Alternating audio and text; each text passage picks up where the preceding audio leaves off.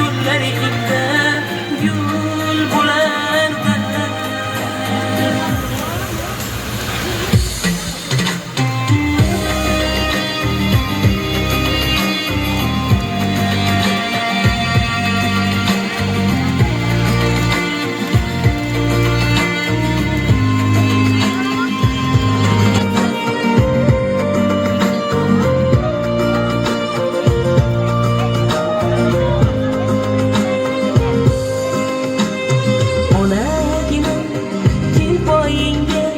Men biz cho'kay, meni boqqan qo'llaringdan kel bir o'pay. Bag'ringga bosh qo'ysam g'amlar chekinadi, yuragimdan g'am alamlar to'kiladi. Qani bitta mo'jiza yo bir sehr qo'llarimdan kelsa edi. Onajonim ko'zlaringda nur bo'lardi, mehribonim yo'llaringda gul bo'lardim. Qani bitta mo'jiza ro'y bersa edi, yo bir sehr qo'llarimdan kelsa edi. Onajonim kim bo'lsam ham bu dunyoda, mehribonim sening uchun bol bo'lardim.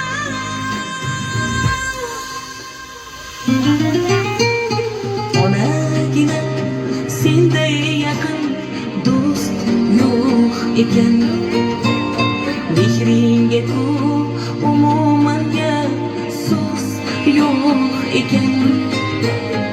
Onajonim tilagim bor alohida.